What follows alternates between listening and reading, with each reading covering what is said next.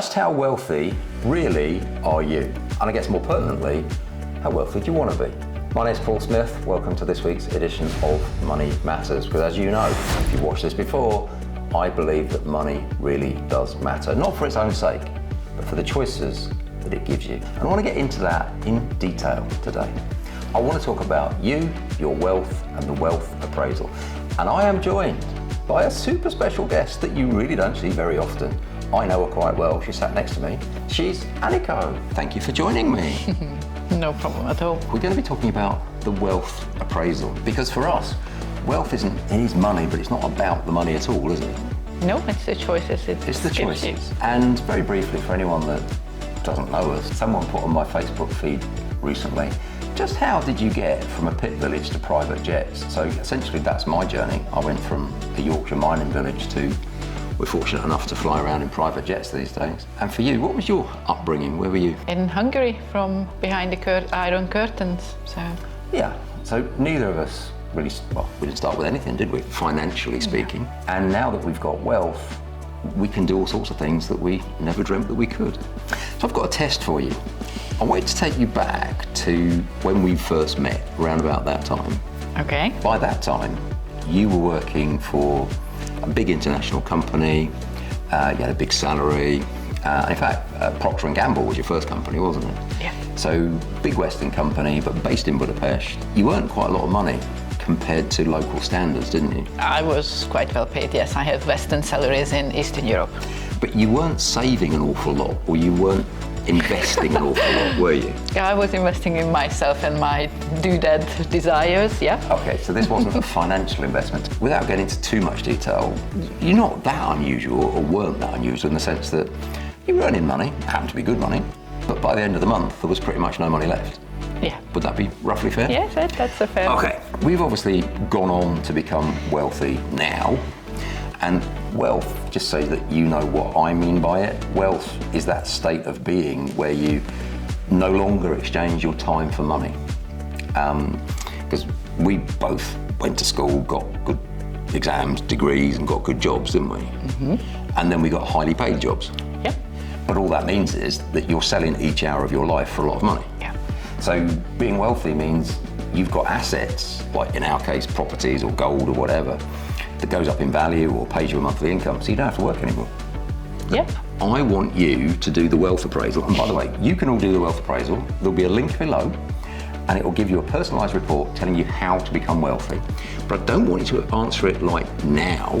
I want you to answer it like 25 years. Back in the days. Back in the days. All right. Yeah.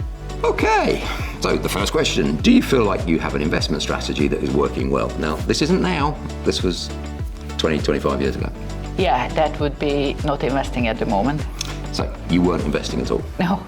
Well, to be fair, you did have a flat in Budapest, didn't you? Well, I lived in it. Yeah.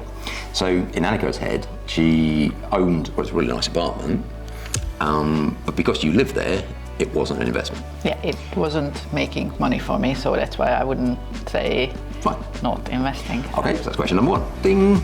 Question number two, do you invest in further education, development or training? So this was when you were working for Procter or Allied. Were you putting your hand in your pocket to invest in developing you? No, I wasn't. No? Not really. That's a not really. Over the next 2 to 5 years, what investment plans do you have? Okay, so let's do definitely no watches, fine art, precious metal, crypto. I don't think it was a thing at the time. Crypto didn't exist, so that would have been or difficult. Stocks and shares, so definitely not. Property, I knew that it was good, I just wouldn't have known how to do. So would it be beyond me to say property at the time? Fine. No, or no plans. The So only you had answer is definitely well, no, no. put, I don't know, Property. put property. So you had a vague idea that you might invest in property, but you weren't really sure. Well, yeah. Okay. Yeah, that would be a fair one. All right.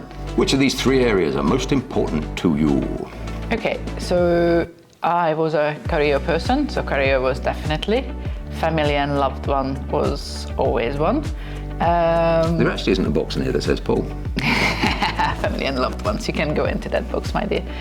And I'm just trying to think back. So I have some health challenges from the very early on. Well, but I did like traveling as well. I'm trying to think back. So well, I shouldn't be interfering. no, you shouldn't. No. Doesn't normally stop me.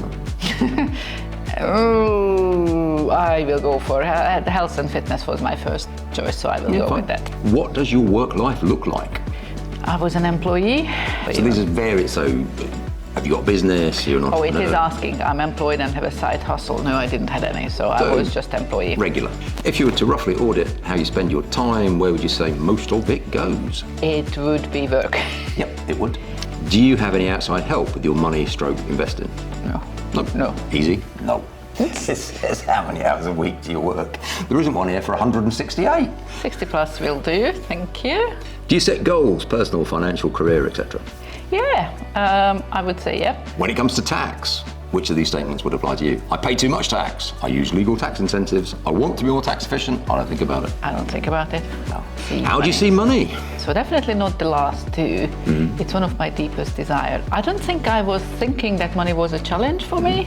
One of my deepest desires. Did I want it more of? Yeah, probably. What's your opinion on personal development stroke education? It doesn't work. It's good if and when there's time. It's important to make time for and make it a priority. Yeah, good if and when there is a time. All right. So you like the idea, but it wasn't a priority. Yeah.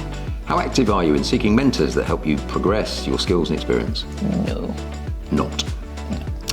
Do you take risks if there's potential financial reward? Nope. You're risk averse? Well, with money? It is saying depends on how much risk. I could say that, but the risk needs to be that much, so... Well, that's no then, isn't it? Yeah.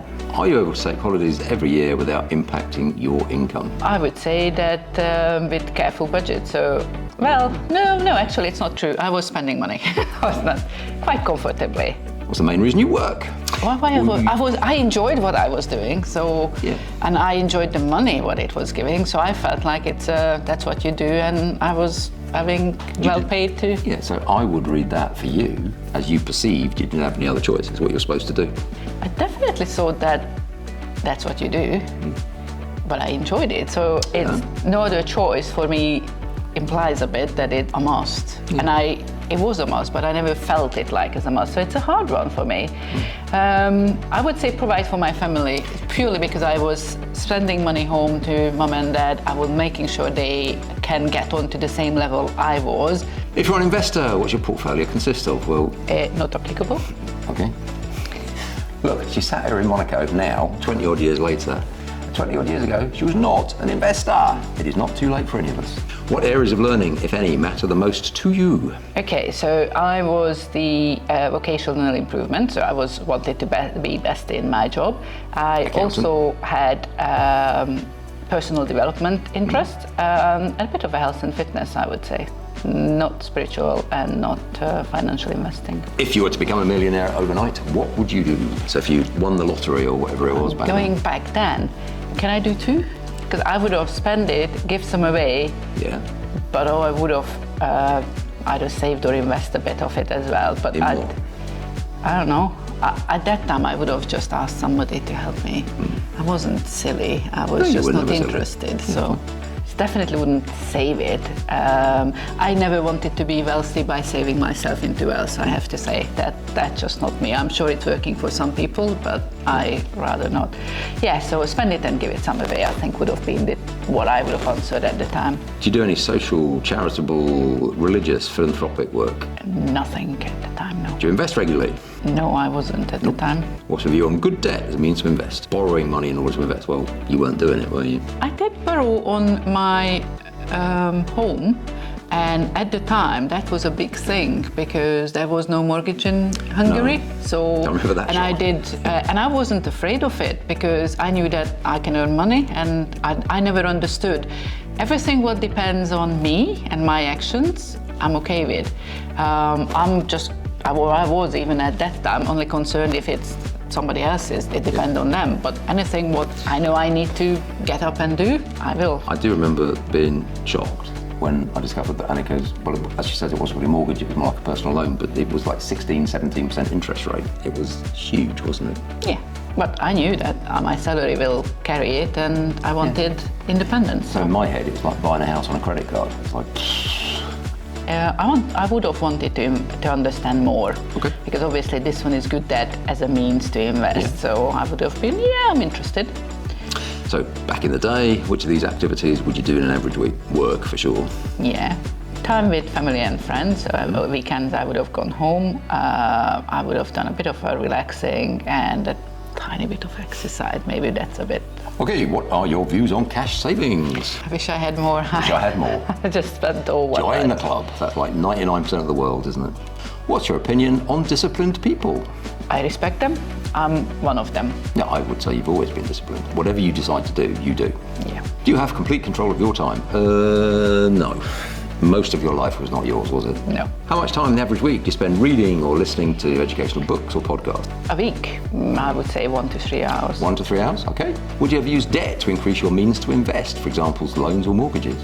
Yeah, so I would say yes, because I would do it, so I wasn't afraid of. How many income streams, or how many streams of income do you have, i.e. job, business, investment? One. A job. Is becoming wealthy a priority in your life? Did you ever think you would end up living in Monaco? That I never. So not really? No, not really. Or was it not really, No, or you didn't believe it was wealthy. possible? No, so is becoming wealthy a priority in your life? Yes, I want it to be. So I need guidance, I would say. Okay, and we're done. Ooh, it's not that bad. It takes like 30 seconds, maybe a minute to get this report. So just as a reminder, if you don't see it more or less instantaneously, please check the spam filters or whatever, because we do our best to deliver it to you, but it could get caught. That resonates. Once you understand your why, you will find that almost always being wealthy, having an abundance of money will allow you to live the life you were born for. So I truly believe in that, and yeah. Start with the why. Love this quote here from Jim Rohn. Formal education will earn you a living, self-education will earn you a fortune. Why are you doing it? How can you do that? And what do I need in order to ultimately deliver that why? Let's move into education. So education, you scored 23%, which was relatively low because you weren't prioritising it back then. Many people think that their education finishes when they leave school or university. That's how I used to think about it. I couldn't wait to get it behind me. So, yeah. For me, the biggest thing was to start to learn about myself, my mind, why I do things, what is important for me, and just ask questions. I feel I was a perfect example of a product of the system who follows the rules and do what you are told. Leverage, good debt, bad debt, and blimey, the amount of money that you could have made by the time I met you is absolutely frightening. Yeah, probably that's why I didn't have too much of a debt, because obviously I could afford certain things, and I knew other than the good debt of my own property or the kind of mortgage on it, loan I would call it, was good debt, but all the other stuff I spent what I earned. Based on your score, the suggestion is 4 specific ways that you could increase your knowledge and application of leverage. Number 1, improve your existing income streams, so potentially different. More than one, yeah. Yeah, access smart debt, become more tax efficient. But was tax, as an accountant, was tax and tax efficiency on a personal level something that was even on your radar? I did tell you that I was a good citizen, so I've been told to pay the taxes, and I paid the taxes, so yeah, no, it wasn't. Sure. But in here, so this is in the UK context, obviously, here it says that there's something called rent-a-room allowance, and anyone can earn £7,500 completely and utterly tax-free, even if they're a 45% tax rate payer. So it's just... Yeah, annual tax allowance as well there, so yeah. So time. Well, we've already discussed, there's some exercises here that you could have done, you've already done them, well, you've done them in the interim. Recording the hours that you spend, doing whatever you're doing, putting the financial value to it. So it's all in this report, and you can... And I do remember when I done it, obviously not as a result of this report, but it made such a difference, because I used to spend time on things which, when I needed objectively to understand, it made no money. But before you kept telling me to stop doing it, and I said, no, I have to follow the system. I said I will, so I will. And as soon as I needed to write it down, and I knew that I need to write down that I will have a big fat 0 as a return for it, I was no longer prepared to do it. And for me, that was the switch. So just that exercise, if you do that, guys, some of you will be like me, and makes a huge difference. You're not all going to get that in your report. Well, sorry, if you have... It depends what you score on the time, because this is personalised. And finally, we've got habits. True, deep, meaningful success in life, the right habits. and an equal measure of discipline are essential. And wealthy people just know that. It's not magic, is it? You just keep doing the right thing for long enough, you're going to get the right results. So all sorts of different tips and techniques on habits that you can pick up here. And then there's the opportunity to download further information, watch recorded webinars and all sorts of things. So Read books, yeah. Read books. So in terms of, marks out of 10, knowing what you know now about this report, about the work that Touchstone's put together to do it, on a scale of 0 to 10, how helpful would this have been to you 25 years ago? Obviously, that's why I'm a part of it, 10 out of 10, because if nothing else, if there was just something which made me curious and start that thought process, that would have been on its own useful. But this one is full with loads of practical examples of what to do, start that journey, absolutely. So it benchmarks you out of 100, Right. literally, on where you are now, and then tells you how to improve. And how much does this entire thing cost? So if anyone arrives off the internet, is it a lot of money to do this? Nope, it's just your time and effort. Which is like 10 minutes. It's free. Yeah, less than 10 minutes. And that's one of my favourite Warren Buffett things on the back there. The more you learn, the more you earn. So yours was 32 pages. What I'd love for each and every one of you to do is do the report, read it, and then just put some comments in below. What was your mark out of 100? What was the biggest shock? What was your biggest takeaway? What's the thing that you're going to be focused on most? Is it the W, the E, the A, etc.? What are you going to do? One more little thing you could do for us. Hit the subscribe button, hit the notification bell. You've been wonderful. We've been Paul Aniko. We'll see you next time. Bye-bye.